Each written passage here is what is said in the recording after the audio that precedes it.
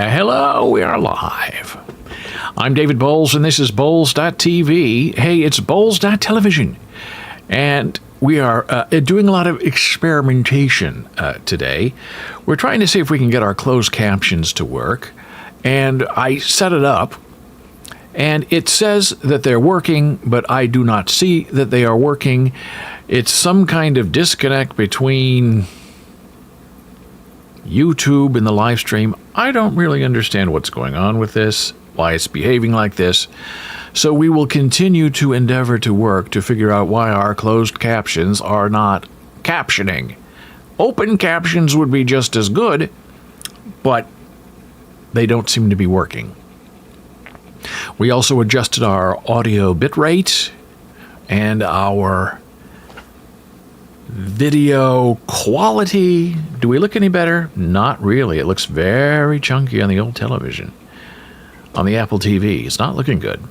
But as I look at my iPad, it looks okay. And as I look at myself on my iPhone, it looks okay.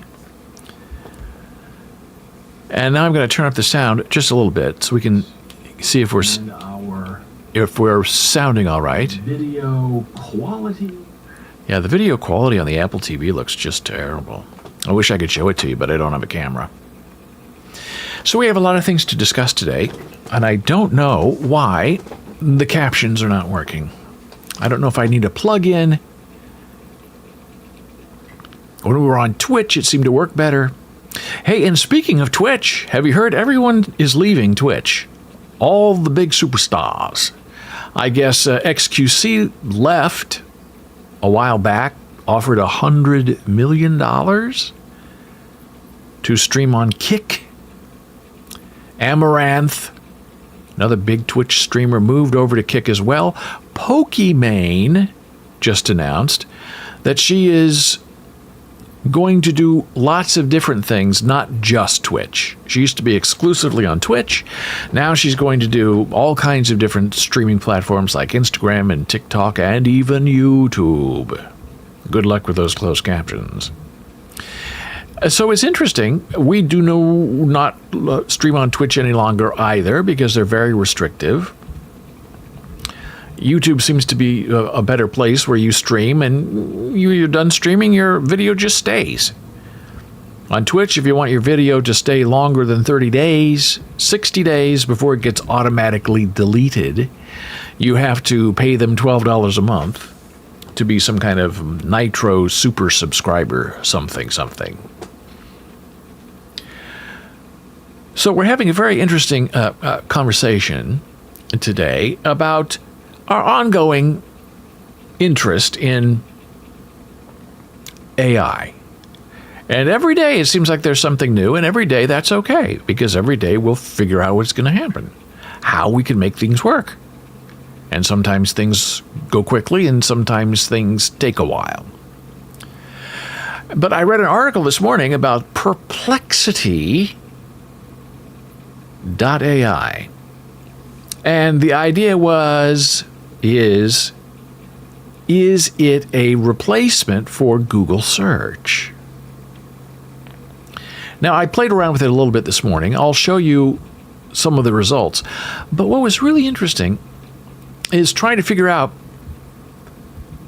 why Perplexity AI is like better than just regular old ChatGPT or Bing Chat. So far, I'm not convinced, and I'm not terribly impressed.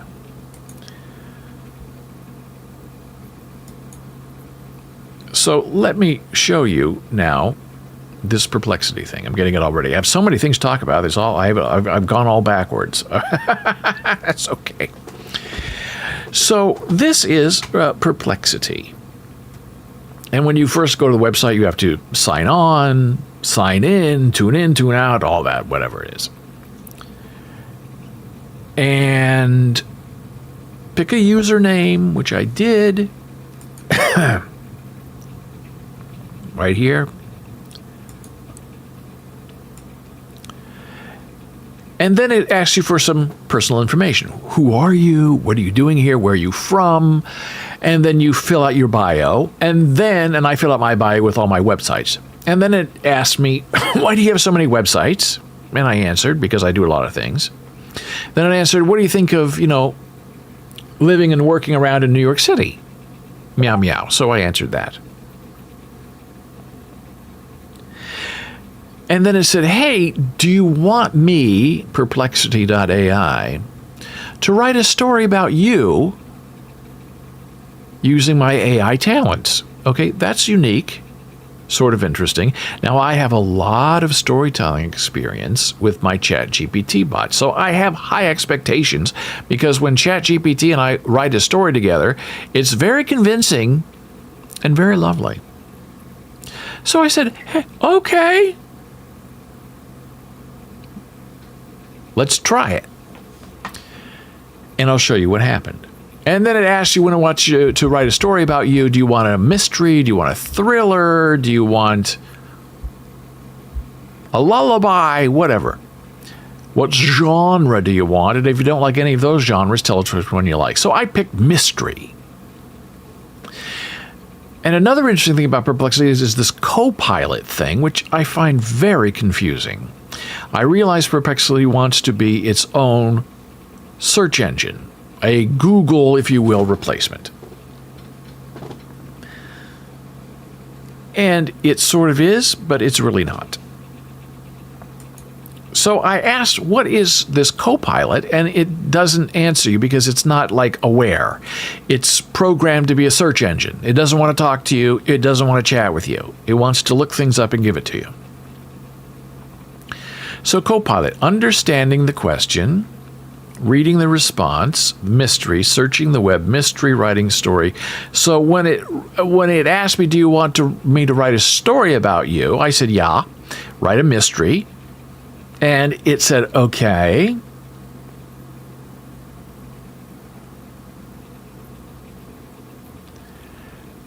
And then this is what it did.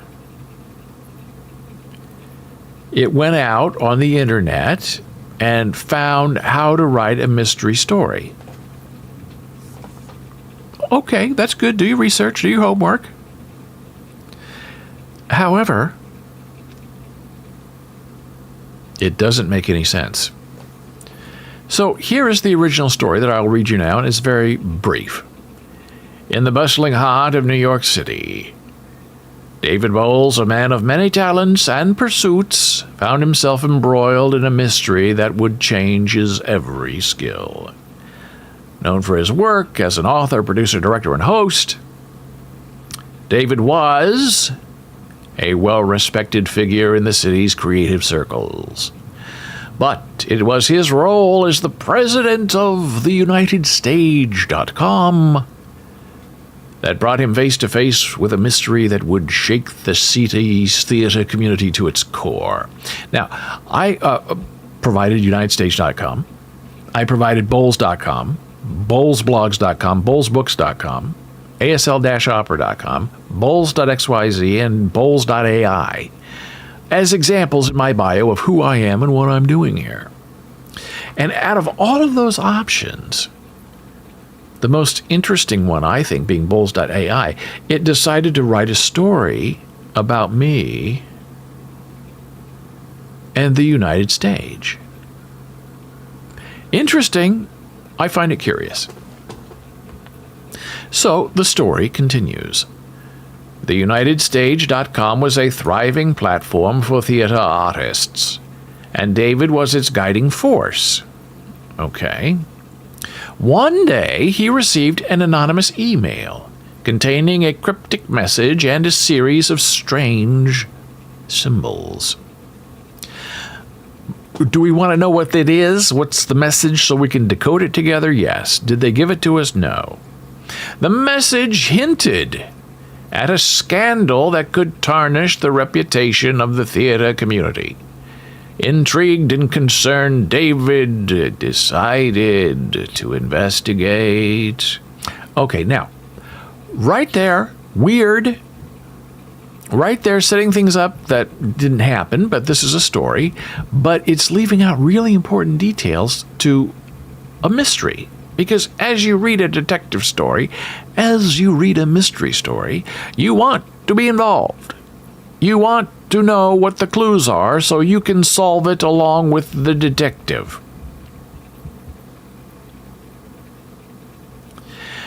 David's investigation led him through the labyrinthine world of New York's theater scene. He interviewed actors, directors, and producers, each one a suspect in his eyes. He followed leads, deciphered clues, and navigated dead ends. Along the way, he encountered red herrings and unexpected twists.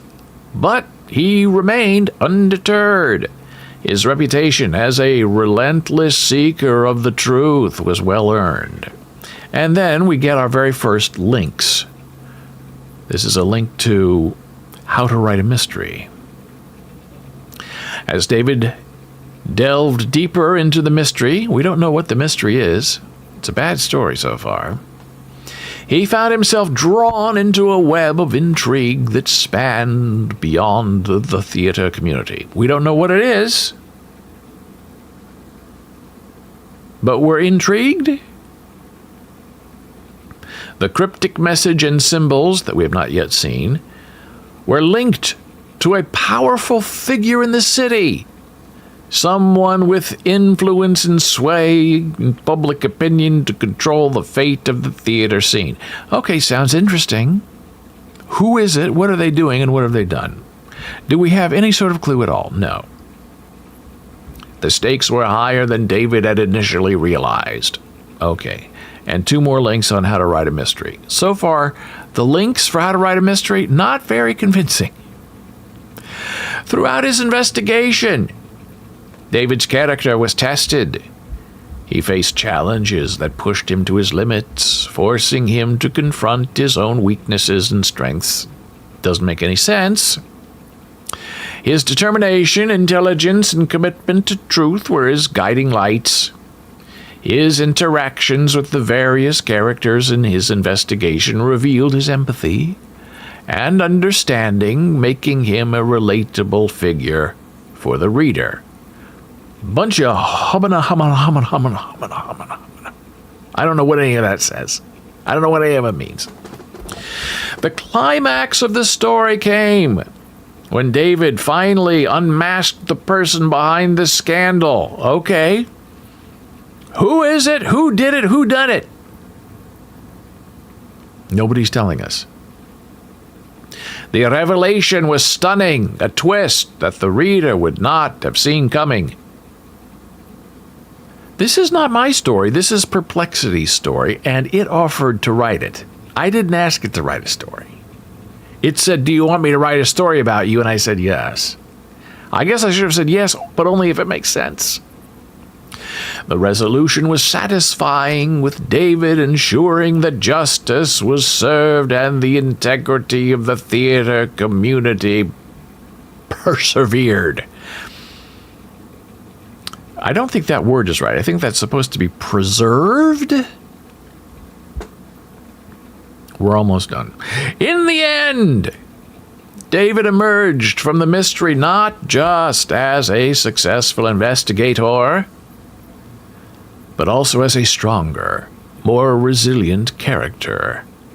His journey through the investigation led to personal growth and change.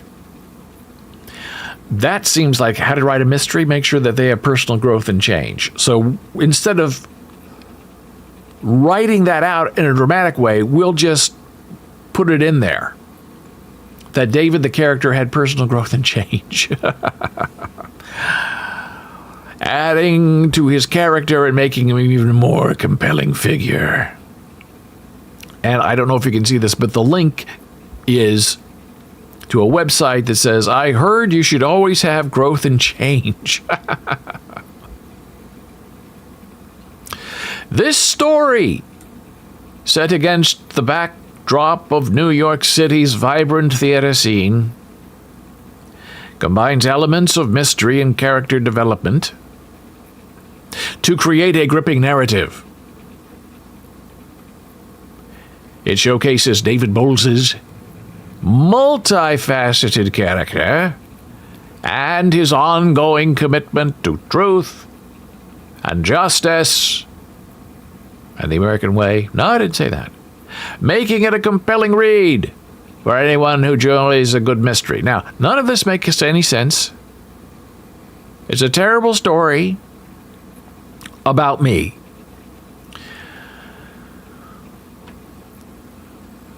Now, I saw this, and I didn't click on it yet.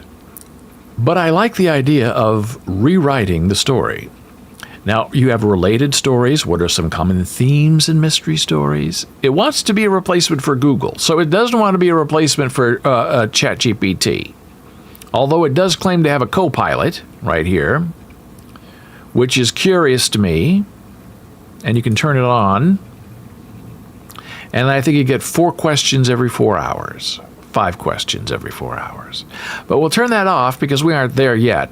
But Copilot is connected to Microsoft, right? It's Microsoft Copilot Pro. Is the Microsoft version of OpenAI's ChatGPT is called Copilot. And then you go to Perplexity.ai and say, hey, hey, wait a minute. What is Copilot that I'm turning on?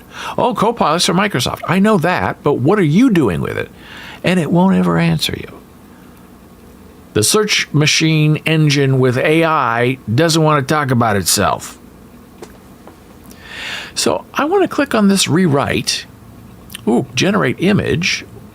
Search videos, search images. Generate an image. Oh, we have to do that first. Generate images with Pro. Oh, I have to pay for this. They want $20 a month for this service. Is it worth it? Not so far. So you get unlimited Copilot queries, effortless file uploads, AI model selection, API credits, and they want $20 or $200 a year. So I can't generate an image. But I will click on rewrite just to see what happens. Okay, here we go. Copilot. More accurate and thorough search. Experimental, that's Pro. GPT-4 is Pro. Claude 2.1 is Pro. Gemini Pro. Oh, so they want me to still pay again. So I guess they don't rewrite their work for free. I don't understand. So we have talked about. I don't understand this story. It doesn't make any sense. It doesn't reveal or resolve anything. Now, if this were Microsoft Bing, it would snap back at me and say, write your own ding-dang story, bro. We'll see what happens here. It doesn't make any sense. It doesn't really. Can you rewrite? Can you please rewrite or rethink this so the story is satisfying and makes sense? Question mark. Enter. Now we'll see what happens. We'll see if we get a. Oh.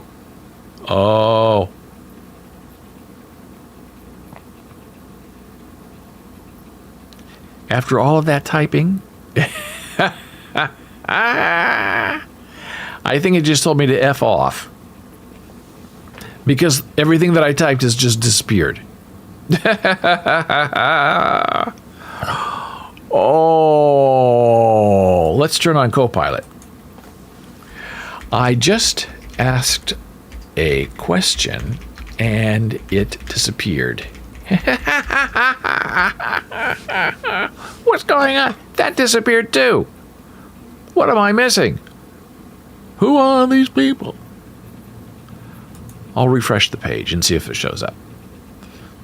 Oh, it looks like it's just completely.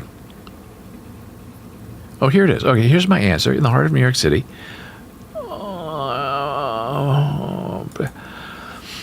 Okay, can you please rewrite the story you wrote about me?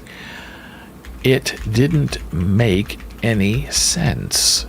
There was nothing revealed. There was no mystery to be solved. Can you find another way to make this satisfying? Send. waiting for the answer. If this thing gives me an attitude, oh, it's just rewriting the story.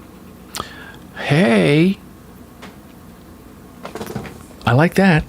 Bing would never do this. I've asked Bing to rewrite, and it won't. Bing actually said to me, I think the story's just fine the way it is. If you don't like it, you can go and rewrite it yourself. Bing, that I'm paying for, tells me to F off. Okay, so now let's see here. Rewriting the story.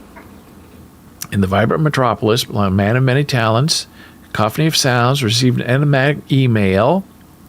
The message felt compelled by a mix of curiosity. Okay, nothing. Which led him to a series of obscure playbills. Okay, this is new. From the long-forgotten productions. Each playbill pointed to a different suspect. A disgruntled playwright. Okay, this is a little bit better. A vengeful actor and a cunning director. All with motives that could potentially harm the theater's reputation. David's investigation took him from the dimly lit backstages of the opulent living rooms of Broadway's elite. He conducted interviews, well-crafted fiction. As the puzzle began to take shape, David realized the scandal was more than just a simple act of sabotage. It was a deeply woven conspiracy that threatened not only the integrity of the theater, but also the very fabric of the artistic community. This is getting vague again. The symbols in the email were not just random. Okay, they were a deliberate message from someone who knew the ins and outs of the theater world as well as David did. But what are they? What are the clues? The climax of David's investigation was as dramatic as any third act twist on Broadway. In a confrontation filled with tension and revelation, David exposed the mastermind, a once celebrated theater critic turned malicious conspirator, seeking revenge against those who had tarnished his reputation many years ago. Now, who can tarnish the reputation of a theater critic? It's impossible. They tarnish their own reputations. The critic had orchestrated the scandal to regain control over the narrative of the theater scene. In the aftermath, David's actions restored balance to the community he held so dear. The theater world hailed him as a hero, not just for solving the mystery, but for protecting the sanctity of their art. David's journey through the heart of this mystery had tested his resolve and sharpened his instincts, leaving him with a deeper understanding of the complexities of human motives and the power of truth. This reimagined story, rooted in the rich tapestry of New York City's theater scene, offers a satisfying resolution and testament to David Bowles' dedication. Oh, now this is good. Bowles, B-O-L-E-S, apostrophe, no apostrophe S. If a possessive name ends in an S, you don't add apostrophe S, you just add the apostrophe. So I like that. To David Bowles' dedication to his craft and community. It is a narrative that celebrates the spirit of mystery and the unyielding pursuit of justice, making it a compelling tale for all who appreciate the art of storytelling. Okay, now that's a little bit better. Better.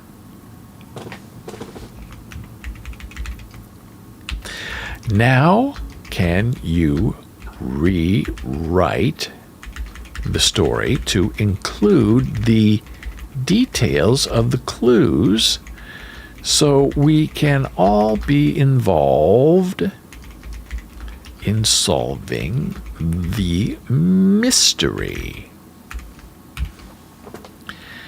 Send.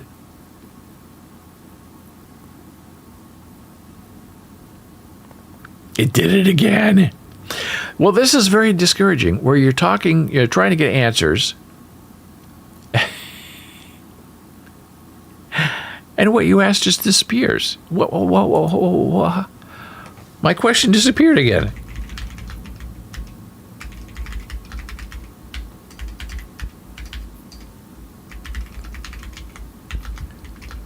Am I not allowed to ask questions? Question mark. Maybe you only get to ask follow-up questions if you pay. I don't really understand what's going on. And this one disappeared too. Well, I find it very odd. The revision was better, but how do you get another revision? You have to hard reload the page again? What was your question about? I wanted another revision of your story. I wanted clues to the identity of the villain, bad character in the story, so we can solve the mystery together. So this is weird. You have to refresh the page in order to ask a question.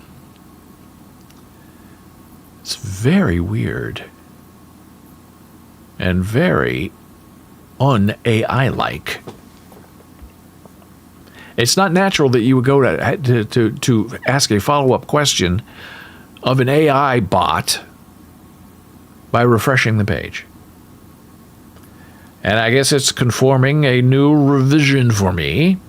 But see, the problem is, if I have to ask this Copilot thing what's going on every time, I'm going to have to either pay for it eventually, or I can only ask, I think, 4 or 5 questions within a 4-hour window. So if I don't get my answer this time, the revision that I want this time, I'm going to be out of luck.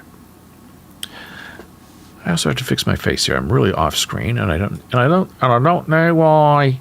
Okay, so that goes there. This goes this way just a little bit.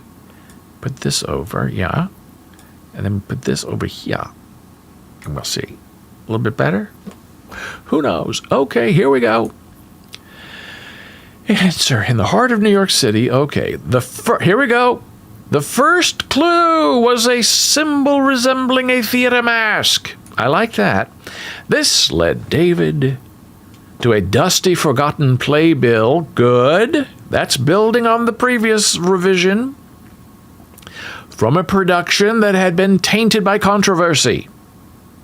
The playbill hinted at a bitter rivalry between the lead actor and the director, providing a glimpse into the intricate web of relationships within the theater world. This clue was subtly embedded in the dialogue between the characters, a technique that can effectively involve readers in the mystery. Okay. Oh, here we go. The second clue was a symbol reminiscent of a quill pen. A poison pen. This pointed David to a scathing review written by a prominent critic whose words had the power to make or break careers. The clue was hidden in the critic's unique phraseology, a technique that can create a strong connection between character and crime. It's getting better. Oh, and delved? AI bots love that word. AI bots, when you ask them to write a story, you have to immediately search the story for the following phrases and words and delete them. Delved deep, journey, tapestry, woven. They love those words. I don't know why. They do. As David delved deeper into the mystery, he uncovered a third symbol. I like this. This is a better story. We're on our third try. Our second revision. Resembling a broken spotlight. That's interesting. This led him to an interview with a lighting technician who had been present at the scene of the scandalous event. The technician's account unveiled a crucial piece of information. A mysterious figure had tampered with the lighting rig on the fateful night. I'm not sure what that means. What was the fateful night? Casting doubt on the supposed accident that had transpired. Okay, I guess that's the answer. The clue was cleverly concealed in the technician's body language. A technique that can add depth to the mystery.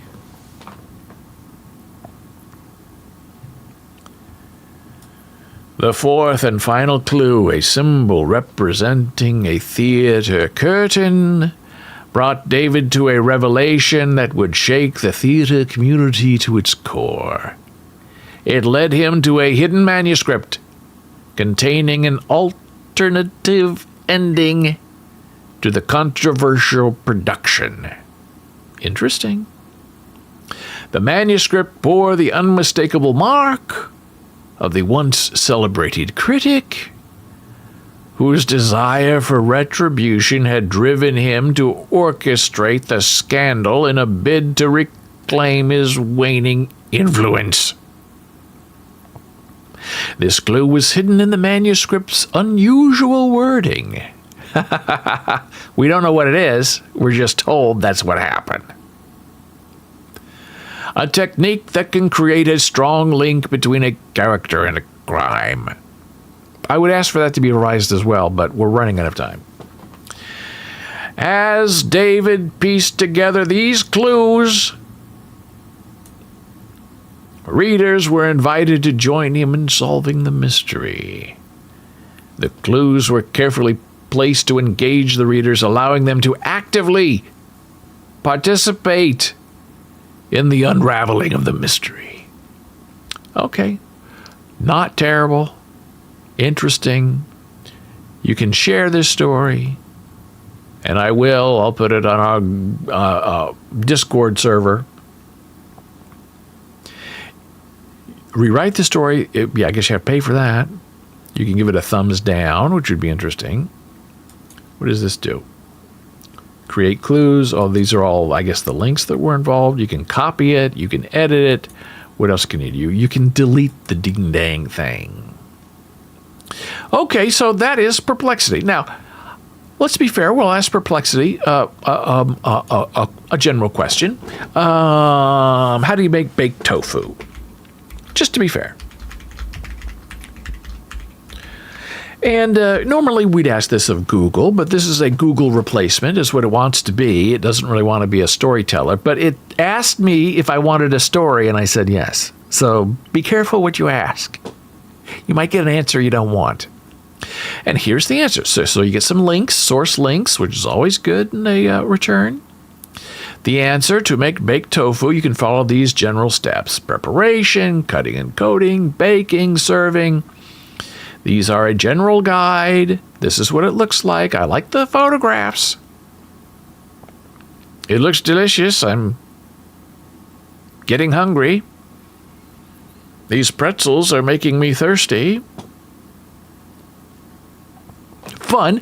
And then if you keep going, you get related. What are some seasoning options for baked tofu? How long does it take to bake tofu? What are some side dishes? Click, and almost immediately, faster than the Google, you get your sources, and you get your answer. Some seasoning options for baked tofu include meow meow. Okay, all good stuff. So now, I do some work with voice chat, right? Usually 11 Labs. And Play.HT is also another big player. If you go to the Discord server, it's very dead. Not a lot of new action, which to me is a signal that things are maybe not as great as they would like it to be. compared to the 11 Lab server, which is all gung-ho and get out.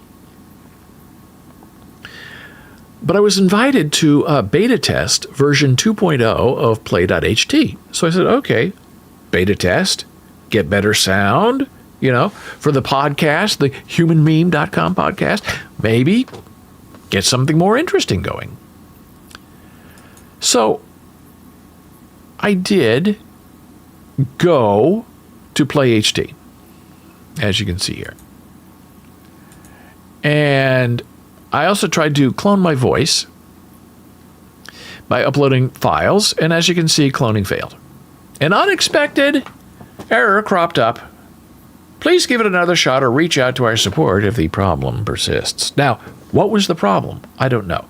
Now, I thought that by doing a high-fidelity clone, which I guess is supposed to sound better than an instant clone voice, that's the way it is on 11 Labs, this Play.HT, it failed. But we're supposed to be beta testing Play.HT 2.0, which you can see here is a previous voice that I created. And it was complete, and it's okay. You'll hear it in a minute. But for this, the super dazzling high-fidelity voice failed. But it's only Play.HT 1. Now, I thought, we're cloning things, we're at, right? Eh? It should be 2.0 if you're in the beta test. So what exactly are we beta testing with Play.HT? I don't know.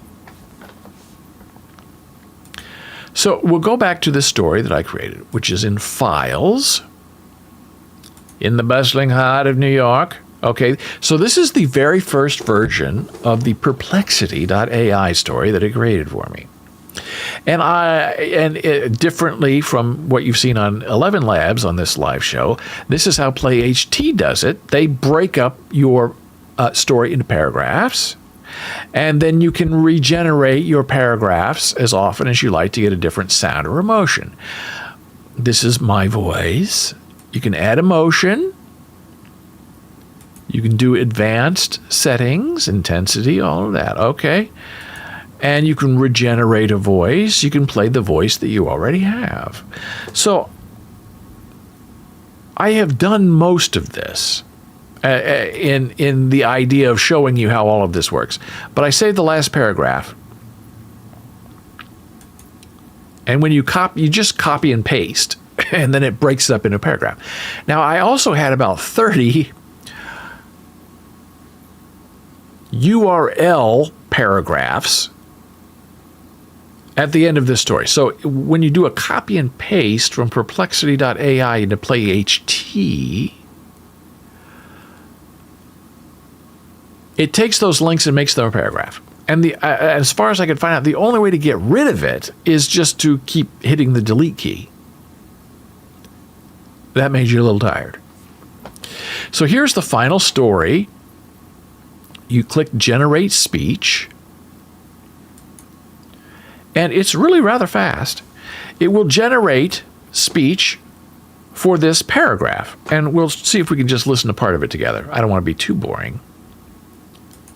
This story, set against the backdrop of New York City's vibrant theater scene, combines elements of mystery and character development to create a gripping narrative.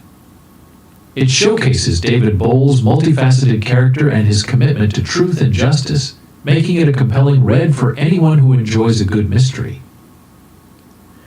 Okay, making it a compelling read instead of read, right? It's a problem. And then here's what you can do. Let's see, we want this to be more disgusted. I don't know what this means. I've never played around with this with Play.HT before. So then we have to regenerate this. Pick your preferred version, regenerate, and then I guess my voice is going to change to disgusted. But that was my voice. That was an instant clone of my voice. Not terrible. It sounds slightly stuffed up to me. Not nasal, but like I have a cold a little bit. I don't know why. Maybe the high fidelity clone will be better behaved. I don't know. So now you can see we have another version here. This story set against, and this is the new, I guess, disgusted version. This story, set against the backdrop of New York City's vibrant theater scene, combines elements of mystery and character development to create a gripping narrative. It showcases David Bohl's multifaceted character and his commitment to truth and justice, making it a compelling read for anyone who enjoys a good mystery. Now, I don't know how you fix that read. Compelling read. This is how I'll show you. This is how you deal with these kind of bots. Read. And we don't want discuss. This time we'll go with fear. And so now we have to regenerate. And we have a note. Each sample is unique. Click on regenerate to create multiple samples and select the one you prefer. So we fixed the read for red and find out if it's any better. And we're now doing fear instead of disgust. This story, set against the backdrop of New York City's vibrant theater scene, combines elements of mystery and character development to create a gripping narrative. It showcases David Bohl's multifaceted character and his commitment to truth and justice, making it a compelling read for anyone who enjoys a good mystery. So we fixed it. So when your AI voice bot starts acting up and mispronouncing words, what do? You can't just say, do it again, do it again, do it again, because it thinks it's doing it right. You have to go in there and sort of sound out the word you want. In 11 Labs, the big problem is L-E-A-D. 99% of the time, you want that to be pronounced lead. And sometimes the bot will pronounce it 50% of the time lead. So that's where you have to really sound it out, L-E-E-D, or if you want it to be lead and not lead, then you just L-E-D, but then you have to make sure that it's not going to pronounce it as L-E-D as in the light. It's really very interesting and very challenging. And then once you get everything all done, then you export.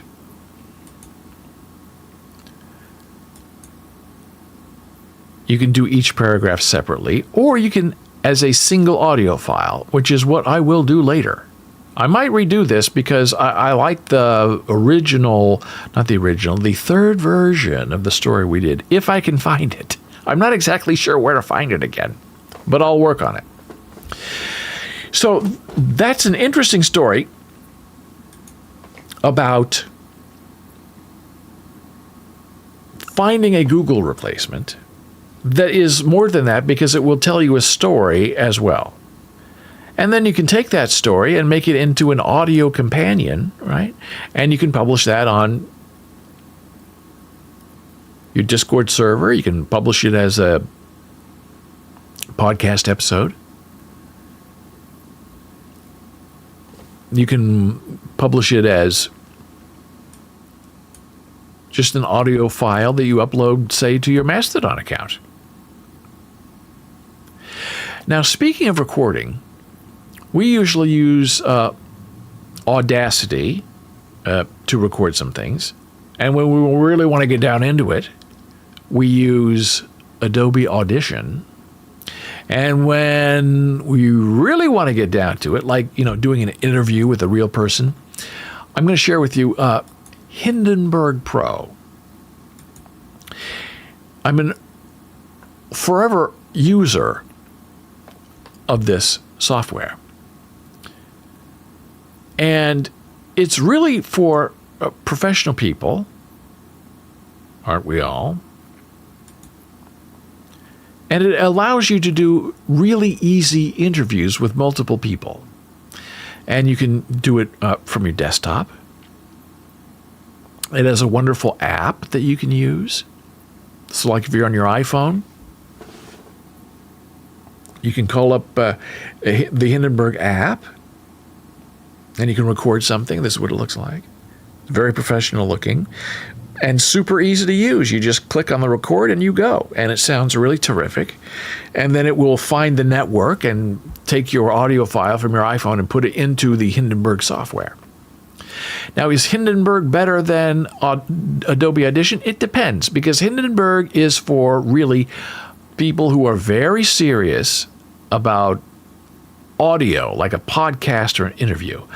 Adobe Audition is anything you want to do with music, audio, sound effects. It will do it for you. It's a Danish company. They just released version 2 of Hindenburg Pro. And what's interesting is that they're going, unfortunately, to what I call a pay-for model. You can buy a perpetual license that will be good for version 2 for as long as it lasts. I think I've had version 1 for 5, 6, 7, 8, 9, 10 years. Maybe it'll be on a faster feature improvement. But if you want transcribing, you want informational access, you have to now pay for it monthly or yearly in subscriptions. Every kind of software that we ever used and loved is going to a subscription. You just can't buy it once and own it forever. It's sort of a sad thing. But Hindenburg Pro, I will testify, is really fantastic. And the sound is good. It's very easy to use. It's super sophisticated on the back end. And the part that you interact with is just really easy. There's not a big learning curve as there is for Adobe Audition. And speaking of podcasts, Apple has announced transcripts on Apple Podcasts. Now, you don't have to be on Apple Podcasts exclusively. You can be on a service like Libsyn and have your podcast sent to Apple Podcasts. And then what it's going to do now, it's going to embed accessibility into every aspect, introducing transcripts for Apple Podcasts. So it's going to take all of your podcast speech and translate it into a text file. With transcripts, your audience can read the full text of an episode, search the episode for a specific word or phrase, and tap the next text to play from that point in the episode. As the episode plays, each word is highlighted, making it easier to follow along, and perhaps even to learn English or a foreign language. This is exactly what a lot of foreign language software does, is you can import a podcast in, say, Italian. It will translate that audio into text, Italian text, and sometimes English, that you can then follow along and learn. So I'm sure these foreign language places that you pay for access are fearful.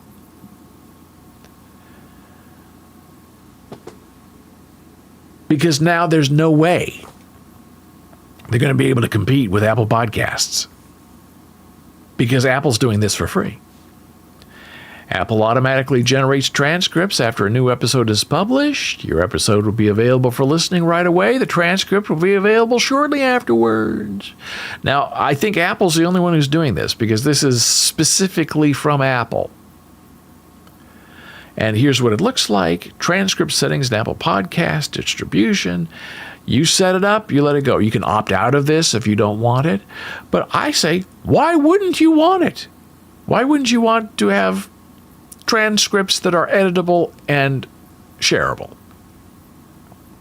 Transcripts are available to download in Apple Podcasts. You can make changes to the transcript. You can submit it by linking the new file in your RSS feed. Check to see if your hosting provider supports transcripts. So you have to make sure your audio quality is high, your podcast language is set correctly in the feed so it knows how to translate your show episode, and explicit spelling is correct.